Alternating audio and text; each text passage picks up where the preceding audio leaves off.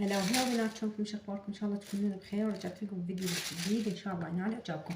باعوا بنات، هاي انا مسويه، نسيت اصور لكم من البدايه. باعوا هاي تتبيله مال دجاج، ومخليه وياها بوتيته وبصل وقطع مال دجاج مقطعتهم، واريد اشويهم بالكيس مال شوي في الفرن. راح اخليهم. باعوا بنات التتبيله شنو انا مخليه؟ كركم، على كاري شويه، بهارات جدر شويه، تشكيله اللي عندكم تخلوه، خل ابيض شويه، لا عفوا، خل هيك يصير اسود، ما اعرف، جوزي، وخل اصفر، اي شيء عندكم من كل شويه ضيفوا. شنو البنات؟ التتبيله تصير تخضر. وخليت زيت، هسه راح اشويه اخليه بالفرن، واشويه فد هيجي ساعه تقريبا يستوي عندي. وحسوي برياني. هسه اشوفكم طريقتي مال البرياني. يعني اذا شفتوا طريقتي مال البرياني ما اعتقد بعد تستغنون عنها، حتستمرون عليها يعني تخيلوا انا ذاك الاسبوع مسوي البرياني، هاي المره مشتهيته. هسه حشوفكم الطريقه. خلي اعبي الكيس واضيفه بالفرن ونبلش بالبرياني. والله هسه المهم هاي هنا عندنا التتبيل مال، اعتقد البايركس مالته صغير، فش نسوي؟ حنغيره.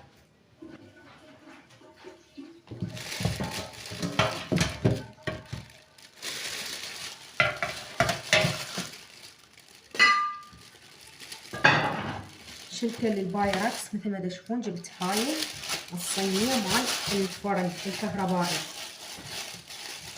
لا نسوي دجاج مركبه.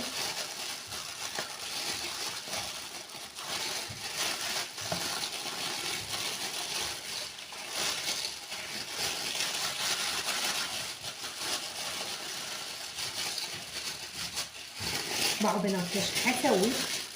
هذا المي باقي التتبيله حجيبه اخليه وياه. هذا كلش ضروري بالتتبيله يتخلى، يعني هذا اهم شيء.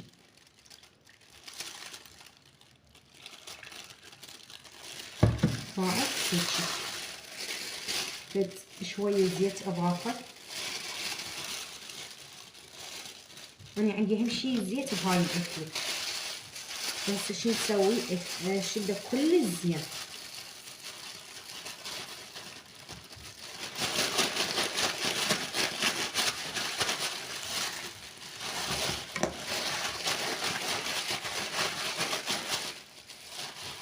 هاي النهاية. ما شلون صار عندي، بس اشيل رايد. ما اعرف وين خليت هاي مالتهم، ضيعتهم. زين شلون راح اشده؟ ما اعرف. خلي اشوف لي فد شي اشد بيه وارجع لكم ثواني. بنات هاي اهم شغله الطريقه مال تزرفوا، اهم شي هاي. من زرفت هسه راح ادخله للفرن فد ساعه واطلعه. هنا دخلت الفرن فد ساعه ونرجع له. هسه نبلش بالبرياني. وجوان مو انا وبابا قاعدين نتحرك، كل شيء تتدخل. ما يصير جوان ممنوع تتدخل، منو يسمح لها تتدخل؟ يقول انا اقول جوان دائما تتدخل. يا حياتي رزلوك؟ رزلوك جوان دائما تتدخل. اي يا عمري حياتي مرزلينه وجايه امي. المهم بنات هنا مثل ما تشوفون حسوي التمن. اريد التمن يكون يابس بشويه كثر زيت.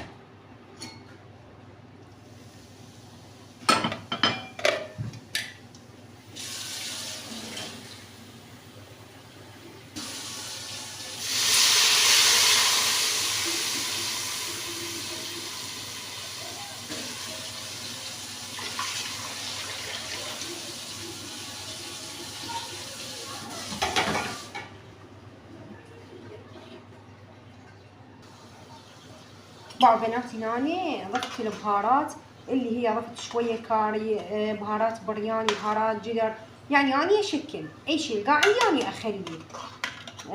والله شنو بعد خليت؟ على شويه كركم، وبهارات برياني عندي مشكله، فتقريبا 3 انواع خليت من كل نوعيه شويه.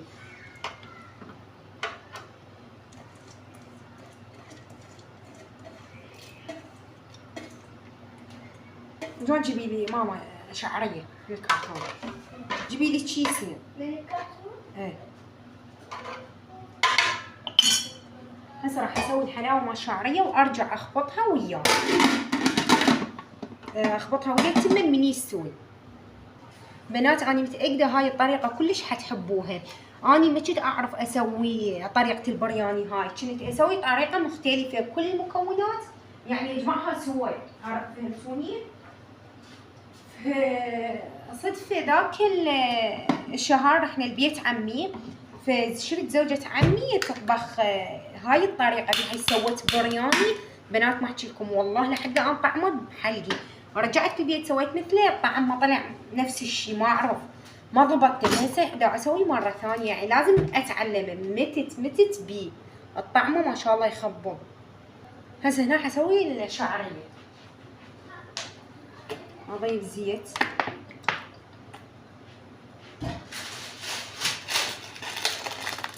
نضيف الشعرية. شعرية استخدمت هذا الكيس، هخلي 1.5 تقريبا، ايه هواي لانه تمن مالتي قليل، طاسة خليها صغيرة. ناخذ من هذا الثاني فد نص، كلش تمام.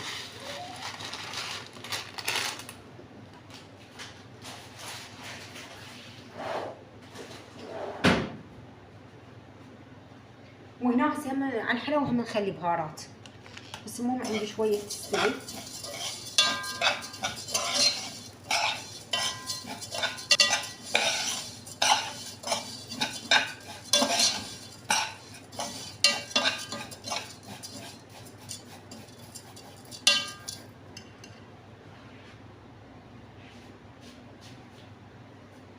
راح اسوي خلطة البهارات. بنات الخلطة مال البهارات اللي حضيفها على الشعرية نفسها اللي ضفتها على التمن، اوكي بنات؟ اللي هي مثل ما قلت لكم حخلي، بس هنا الشيء الاضافي الوحيد حضيف له شكر واضيف عفوا شغلتين، حضيف الشكر واضيف قولوا وياي الهيل. والبهارات اللي ضفتها اللي هي مال شوي مشكله فد نوعتين 3 مال برياني. الكركم هنا ما اخليه، حشيل الكركم منه، وكاري شويه، وها هي. هسه اسوي الخلطه وارجع لكم. هاي الخلطه كملتها وسويتها، هسه يسوي واخليها عليه واضيف له مي وشكر للحلاوه.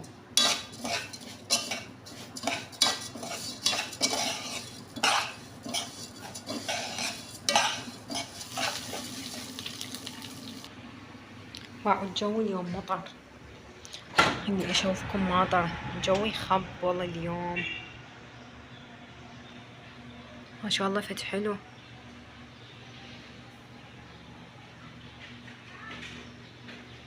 ما شاء الله ولا حول ولا قوة الا بالله. كلش احب جو يعني مطر خفيف وهيك شي ما اعرف تحسين براحة نفسية يجنن. بسم الله ما شاء الله ولا حول ولا قوة الا بالله. اللهم صل وسلم وبارك على نبينا محمد وعلى آله وصحبه وسلم أجمعين.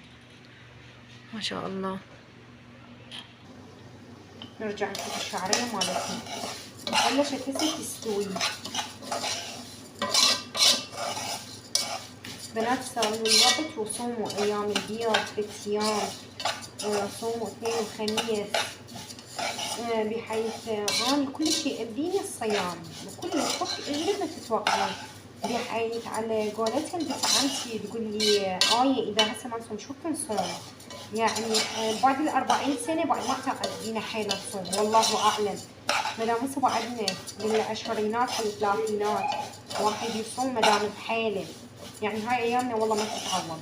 ولو هسه احنا بعدنا عشرينات بعد ما طبت 30 وما بيا حيل، قلت ماني خو إذا في 30 ها هي سكرة، بحيث إذا صوم يجيني الظهر ورا الظهر أني أقربط أنتهي.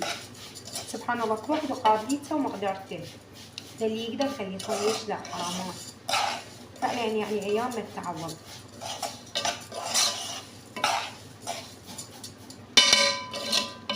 شوفي شنو تحضيراتكم الرمضان، سويتوا ما سويتوا مو بقى شيء. اعتقد رمضان يوم 11 الشهر الثالث ان شاء الله تعالى. سويتوا تفريزات وسويتوا، والله اني ببالي لا اسوي لكم شغله بس لحد الان ما مسويه. اول شغله بناتي اللي تسووها حاقول لكم باعوا اكيد ما راح ننزل على شغله احنا برمضان. باعوا كوبة حلب هاي 100%، رايدين كل وحده اقل شيء 50 80 100 كوبايه. ذولي نلفهم ونخليهم بالمجمدة. ثانيا كوبة جريش هاي 100% هم نحتاجها، على الأقل 50 كوباية حاطين بالثلاجة. يعني اوكي برمضان احنا راح نشتغل مو ما نشتغل، بس يعني مو مثل الواحد فاطر. الصيام كلش شوية يأثر. بالنسبة لي أنا بعد غيري ما أعرف، بس هيجي أشوف أسهل. عندي سلق هم اجيب لي فد 3 باقات 4 واغسلهم واصفطهم باكياس واخليهم بالثلاجه. يعني اعرف الكميه اني اللي احتاجها اللي حسويها، فكل كميه اللي احتاجها على قد جداريه اني على قد طبخه اخليها وحدها. شنو عندنا بعد؟ باميه اللي ما مجمد له فد كم طبخه. كل شيء واحد وكل الاشياء تتجمد، في واحد الاشياء ضروريه. وذكروني كتبوا لي اذا عندكم اشياء مهمه بعد اللي تتجمد. هاي طماطم هاي ننتهي منها. هاي الشغلات لحم على دجاج واحد يخلي يجيب له مثلا دجاج ذبح فد 10 ينظفهم زين ويخليهم بالمجمده. فد على كم كيلو لحم شحم نحتاجه 100%. أنا برمضان أحب النواشف أسوي، مثلا كباب عروض، كباب على هيك سوالف نواشف كلش طيبة. أحس الكل يصير ثقيل على الصايم. انتوا كتبوا لي ايش فرست وسويت وخلي ناس تستفاد من الناس تعطوني الأفكار. مثلا هم عندكم جدول مال أي أول يوم رمضان ايش حتسوون، ثاني يوم ثالث يوم، يعني مال فطور كتبوا لي إذا عندكم أحب هيك الشغلات.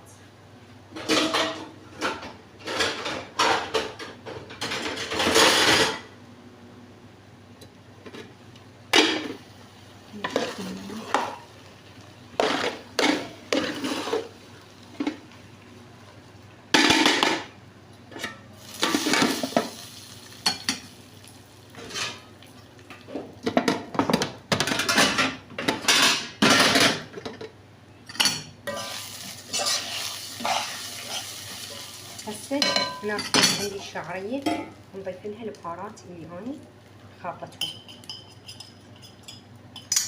وضيف لها المي والسكر تقريبا تمام. خلصت. خلي يطلعون شوي البهارات. الريحة طلعت تخبل. ان شاء الله الطعم انا اريد امشي طعم ما اريد شكل وريحة. ضيف لهم المي بسم الله.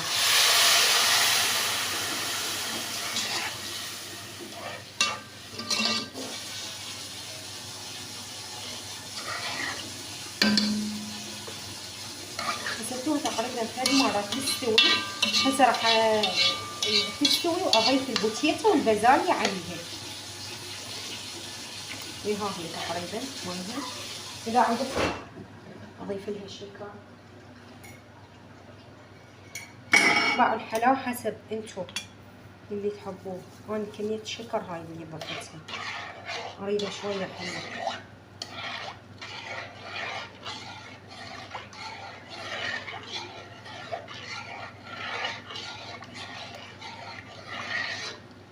اضيف شوية ملح.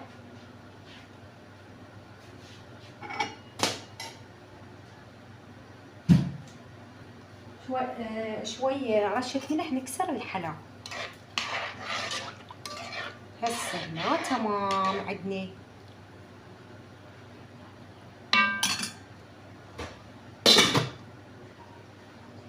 هسه قشر لي فد بوتيتين اثنين، قطعتين بوتيتين على مود اضيفه هنا من يستوي.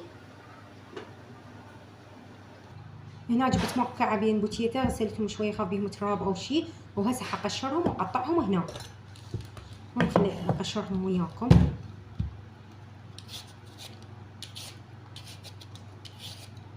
بوتيتا ضروريه بهاي طريقتي البرياني.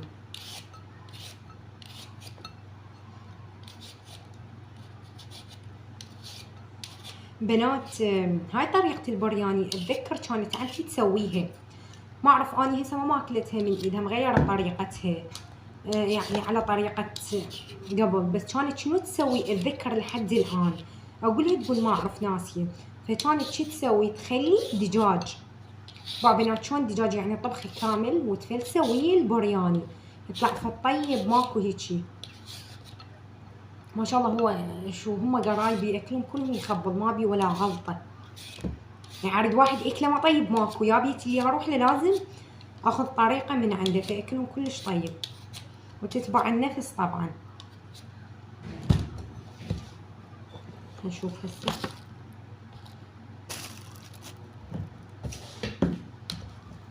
خلي ارجع اغسلهم شويه اخذهم واثرمهم.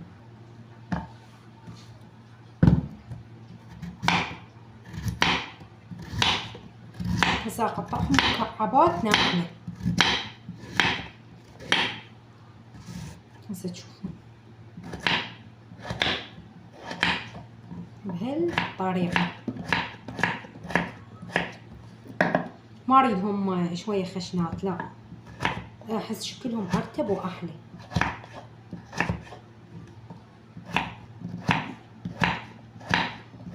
باعوا هيجي شكلهم شو حلو.